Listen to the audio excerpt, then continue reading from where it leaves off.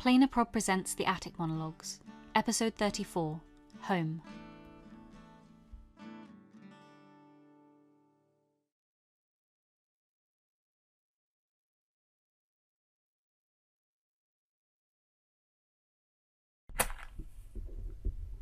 Have you ever wondered what makes a monologue? So many souls preserved carefully between paper and ink. Why did I choose them? How did I follow the path of their stories, pick the wheat from the chaff, and find their words? Well, the truth is the same as it is for everything. Fate. That question of free will and destiny you grapple with so tirelessly when it is a pointless and irrelevant endeavour. Some people come to me with their tales of woe, and I, in my benevolence, set them free of this woe. Some I take pity on in passing. Some, of course, are not worth the ink it takes to write them. They do not deserve a life beyond their story, or they pose a risk to more interesting characters.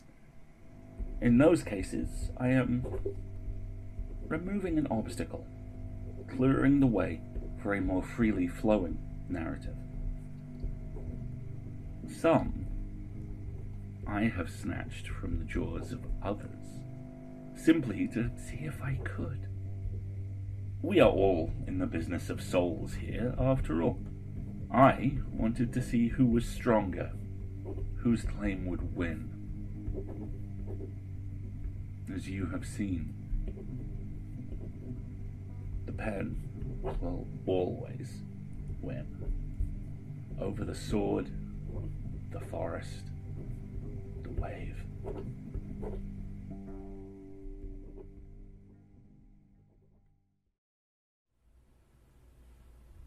Are you alive?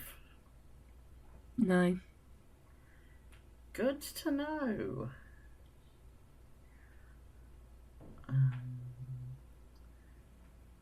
Do you want to watch a movie? No. I recorded your favourite version of Hamlet when it was on TV last week. The 2016 RC version with Paparazzi? Yes. Not today, Ollie. But thanks. What about Much Ado? No, thanks. Okay, now I'm actually worried. You need to get off the couch. Please. Why? Because I asked? Because you're gonna die of starvation? I'm not going to die of starvation. I eat. And drink? I haven't had any alcohol, if that's what you're asking. I know. I've been checking. Rude. I thought you wanted me home more, and now I'm here. You should be happy that I'm home. I didn't want you home like this. And now you're babysitting me? I don't need you checking up on me every 5 seconds like I'm some child. You are a child. You run away from every problem you have and forget everything that makes you uncomfortable. Oh, so we're psychoanalyzing each other now. Well, you are incredibly... Bella called. Bella called and she said that she screwed up. That nothing could fix it. She called to check if you were okay and she told me not to tell you. That you wouldn't want to hear from her. She was right. What did you tell her? The truth. That you're falling apart. Thanks. You're You're not like you usually are. You haven't run away. You haven't gone, like, manic. You're just not here.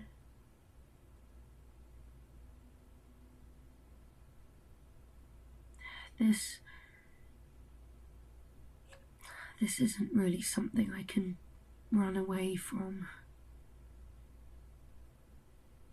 I'm just tired, Ollie, of learning new things, having the world pulled out from under me.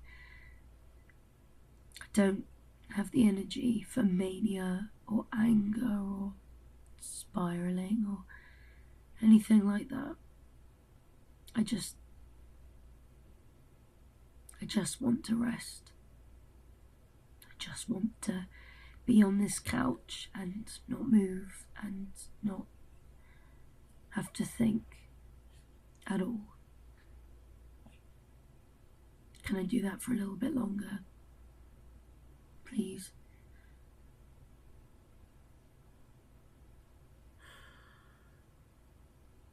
Okay. You have until we run out of mugs. I'm not doing your dishes. Deal? Deal.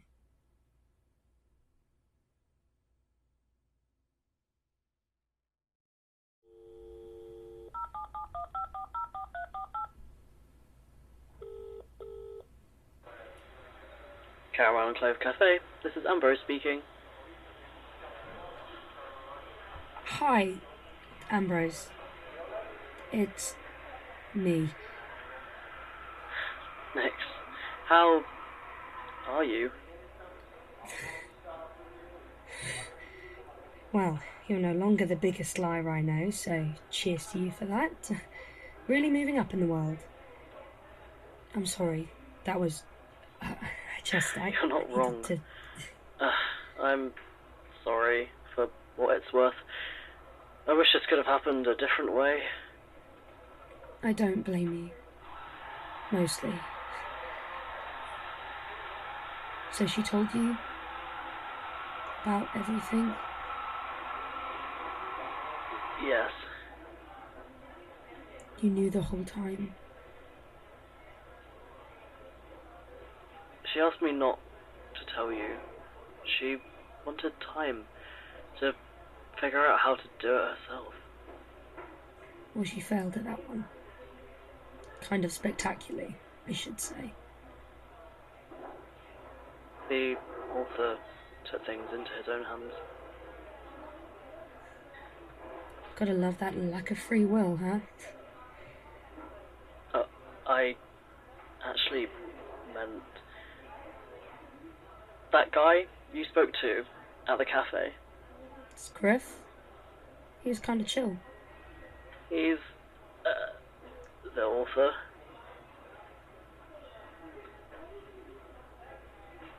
What?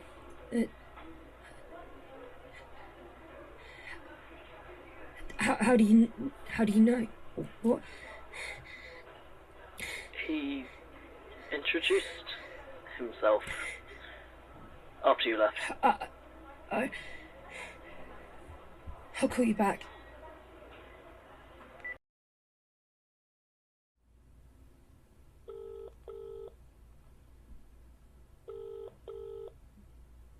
Cameron Clove Cafe, this is Ambrose speaking.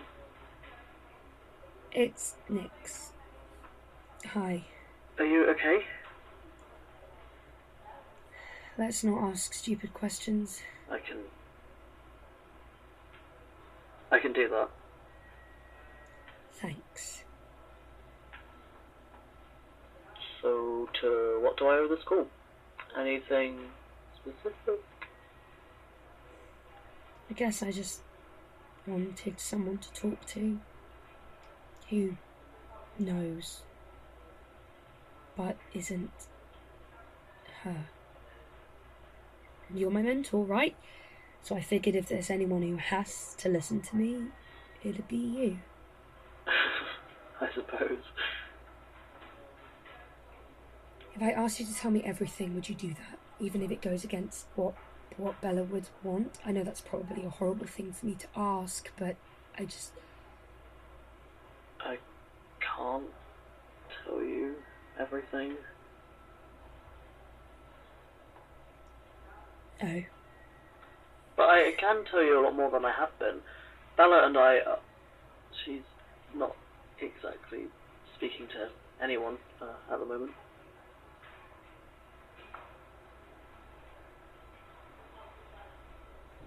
Is she okay? No.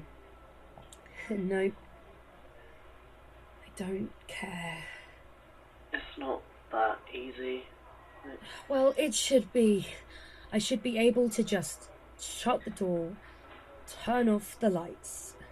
I shouldn't have to live with this hole in my chest just because I love her.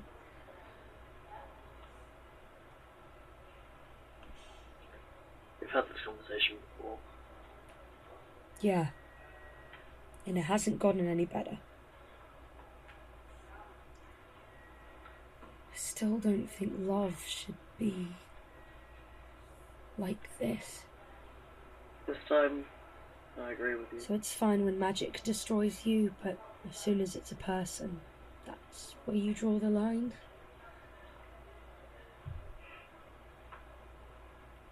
Magic can't love you back.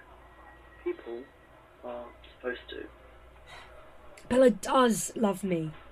That's the whole fucking problem, Ambrose. Her idea of love is so bound up in her anxiety,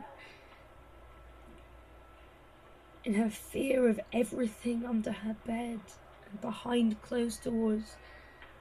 She can't love anything without half a foot out the door. I can't forgive her for it this time.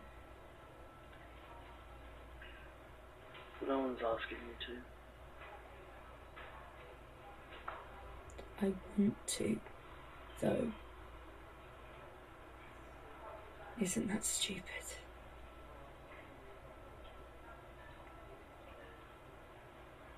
Not really. I thought I was going to break. Like, fully, irreparably, never move again. But it's like, for the first time in years, the world actually makes sense again. Like, I've been walking half blindfolded this whole time, stumbling through half-truths and things I couldn't understand.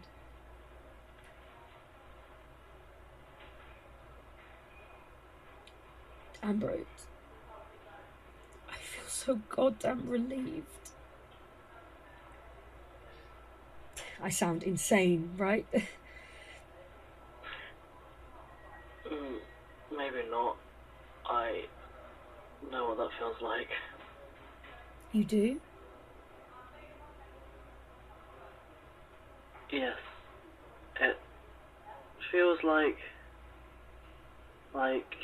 you've been viewing the world through the wrong prescription of glasses, right? Like that, but you've gotten used to placing your feet half a second out of sync with your eyes, so you've survived. You've managed. And suddenly, everything is where it's supposed to be. And for a moment, it feels wrong. And then everything falls into place. Yeah, it feels exactly like that.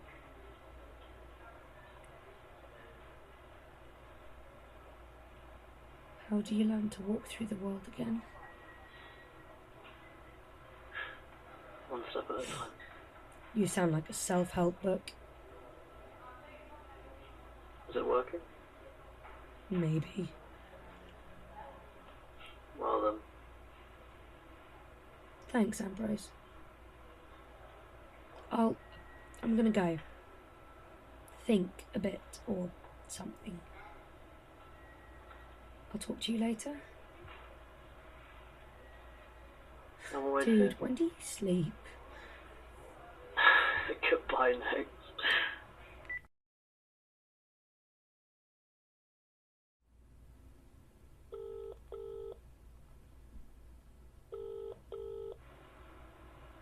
Caramel Clove Cafe, this is Ambrose speaking. Ambrose. Hey, What's wrong? I went and thought, right, I thought, what's a good way to get my head in a good place? I know, I'll clean, be helpful and productive member of the household and get out of my brain. I'm in the attic. The one my mum found the monologues in. And, you'll never guess what I found. Mum's really good at starting projects and not finishing them. Like the kitchen walls have been half orange, half green for about 4 years because she just started painting one weekend and then just never came back to it. The paint's been sitting on the kitchen counter for the whole time, like it became part of the scenery. So what I'm saying is, I probably should have guessed that the attic was still a mess, still full of random shit, boxes left over from the last person to live there, maybe, I guess. Ambrose, there's thousands of them. Thousands. I gave up counting after the 5th box. I thought the ones I had, if I read them all, then maybe things would be over. Not over, but things would change. Like I'd completed a quest, a plot point, and maybe the world would get better. But this... Some of them are so old, they're falling to pieces. Like you could take them out of that place Bella talks about where they found all those ancient papyri, the fishiest ones, ox rink or something. And I literally wouldn't be surprised. And some of them look like they could be from a few years ago or yesterday. How am I supposed to? I can't. Hey, Nick, breathe with me. I don't think I can. I can't. They've been here the whole time, right? The world objectively has not changed. Just the glass you're viewing it through. My world is a towering pile of chests high enough to crush me. Okay, fine. You're gonna let the author win like that? What? The author is knocking the foundations out, one by one. You're gonna let him? You're going to spiral, fall apart, exactly as he's hoping you will. No matter the free will question, you found these things right now for a reason. Maybe it was just the right time. Maybe the author wants you unbalanced. But you choose where you go from here. You're the protagonist. Okay? Okay. So what are you going to do about it?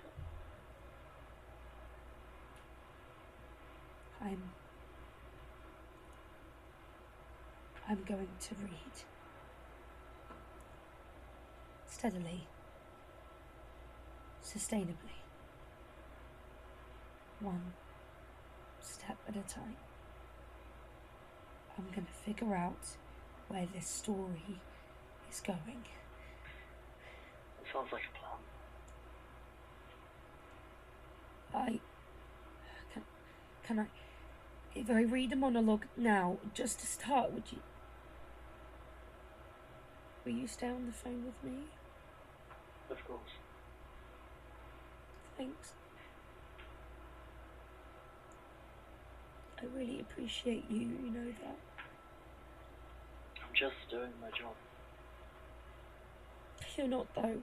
You didn't have to do any of this. I couldn't let you go through this alone. Did you have to?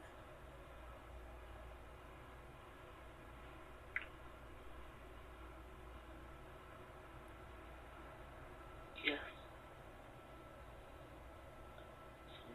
Sometimes. Most of the time I had a 3, but there was a time... You don't have to tell me. That's not... I need you to tell me about magic and about Bella and the city. You don't have to dig up your trauma for me, or anything. Not unless you want to. One day I'll tell you. Thanks. So, pick a number between 1 and 10. 7. Okay, I picked one. Elizabeth Ellery, Keeper of the Lake. It's kind of an old one.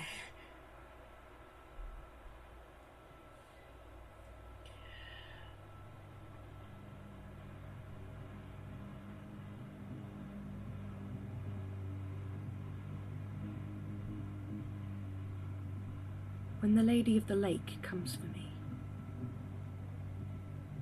I go willingly. I've spent the last 20 years as her keeper. I feed the fish and the birds that make her their home.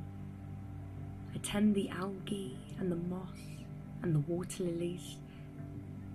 And each morning I meet her on the shore. This woman of waterlogged skin and silt-coloured eyes, with seaweed for tresses and the mottled scales of fish picking out the angles of her face. The first time I saw her, I believed she was a dream. I was 4 months a runaway. I had trekked across broken lands, through forests and fields on bruised and ragged feet, gone to the edge of horizon and then just a little further. I was looking for something I thought would turn out to be a myth, somewhere to put down roots, a resting ground, a soft place to land. I found the cabin deep in the woods, at the meeting of 2 mountains, abandoned, cobwebbed, but clean and dry and secure. Whoever had built it had left quietly, long ago, I thought. For 3 days, I did not move. Took solace in the relief of a roof over my head. I had grown so tired of rain clouds and grey skies and the biting chill of the naked world. I could have lain in that dusty bed and rotted my life away, perfectly happy. But the song came to me, slowly at first, a rhythm I could have mistaken for wind whistling over rocks, not enough to convince me to live, but enough to convince me to be curious. On the first day, I ventured far enough to find the garden. Herbs and root vegetables and springtime flowers. Colours I had forgotten after a life of city living. The previous occupants of my home away from home must have planted this long ago, and they thought they would sustain themselves here forever. I thanked all my lucky stars for their foresight. On the second day, I discovered the well and the stream, collected buckets of water and dry logs to boil the water clean. On the third day, I followed the stream to its conclusion. I found the lake. The song in my head grew to a crescendo with every step, and yet I was not afraid. I was driven. I knew, as the song told me, that I would find nothing but peace in the direction I was going.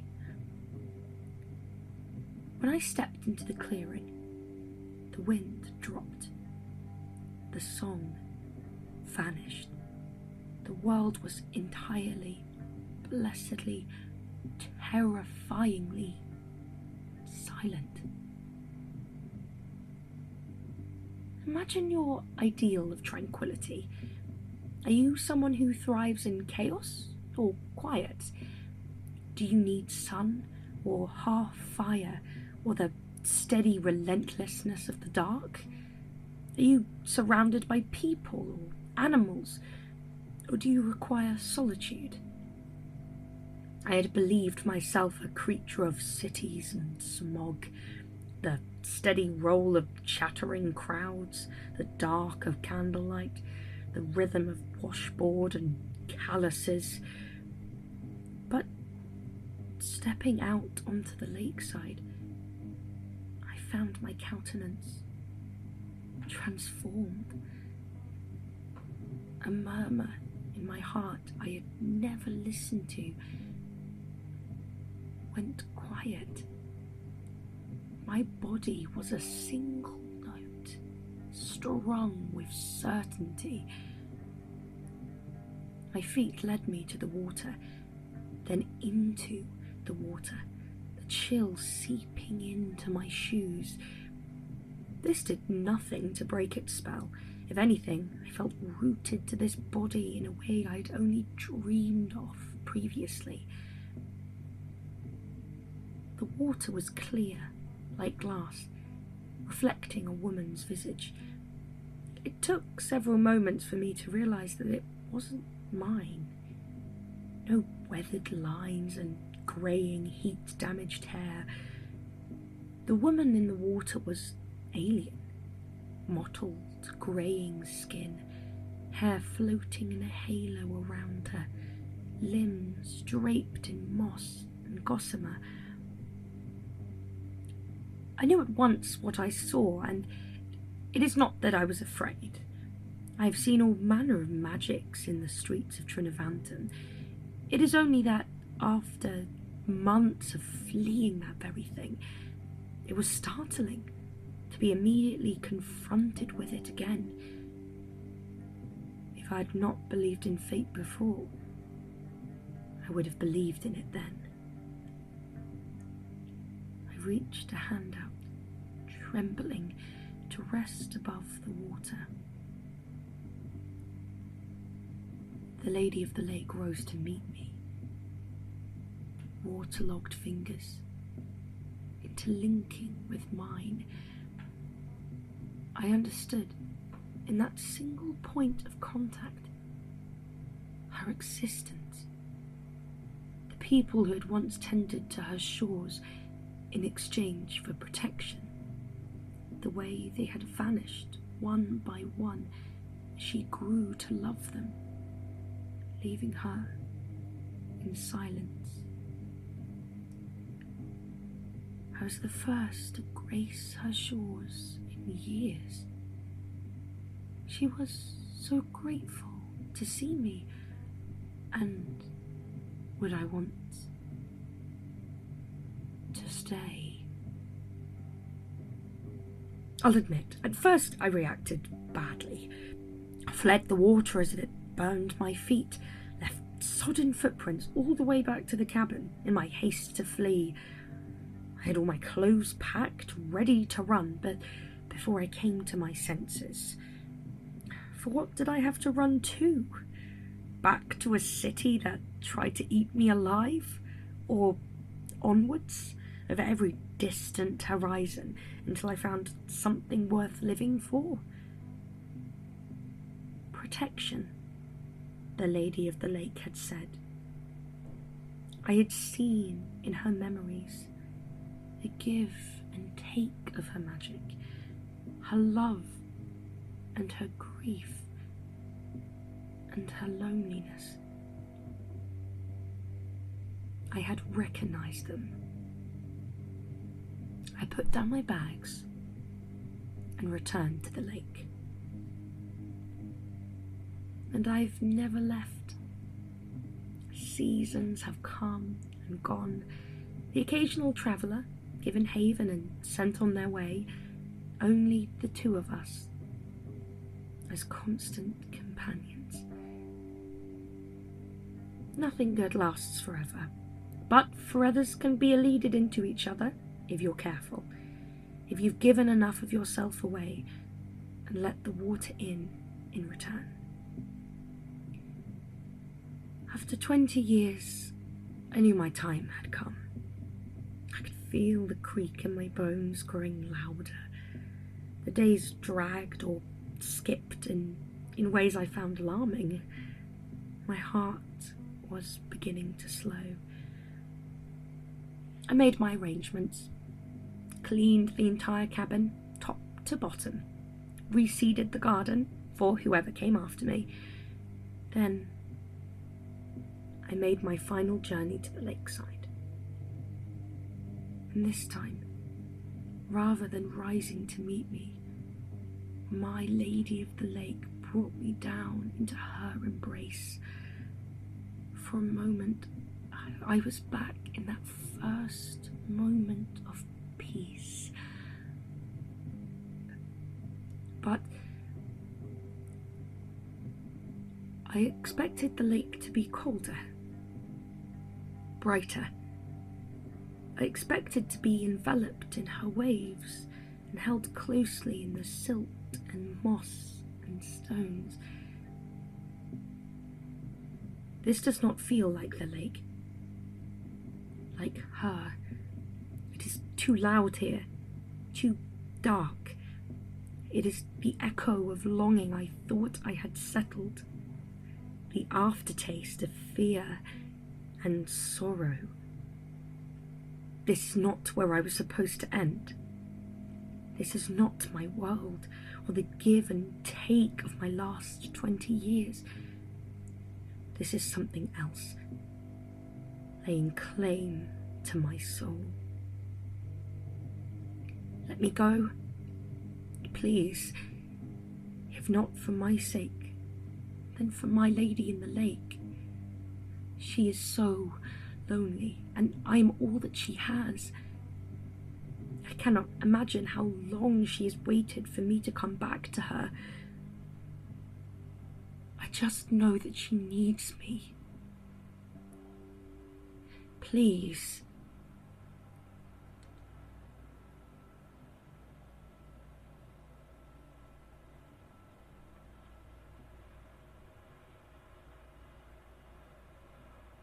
Well,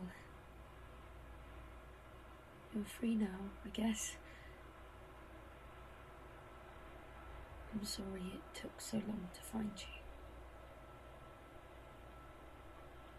You okay? I will be. Maybe. Feels weird reading to someone new. It used to be Bella. You said no stupid questions, but are you safe? Yeah. Where will you be? After school? Yeah.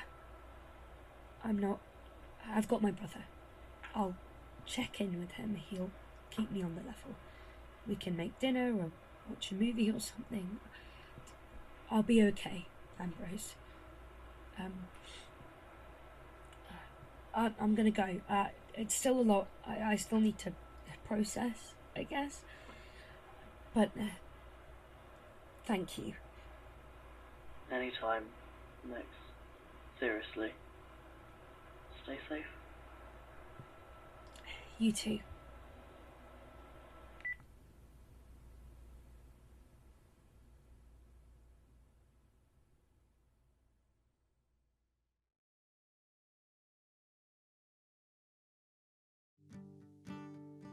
Thank you so much for listening to the Attic Monologues. If you're enjoying our show, please consider supporting us through our Patreon or Ko-fi to help us compensate the hard work our team puts into every episode.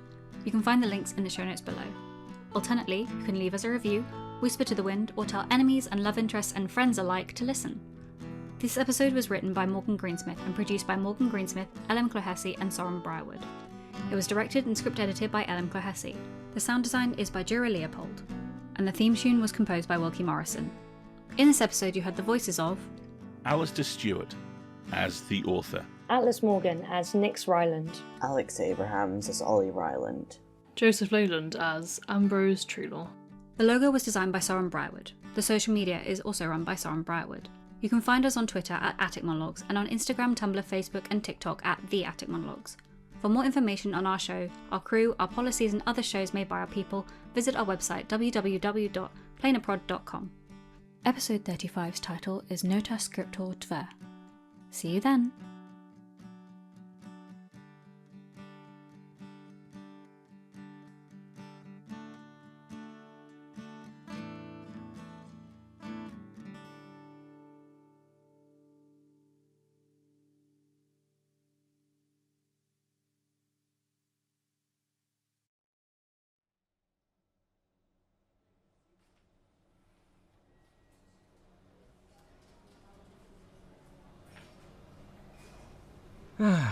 Ambrose, I knew I'd find you here. I'm nothing if not predictable. It's reassuring to have at least one constant in life. Even if I wish you'd come out for drinks once in a while. But there are so many drinks at home. Speaking of, mind if I grab a coffee? ISO matcha with vanilla? What were we saying about being predictable?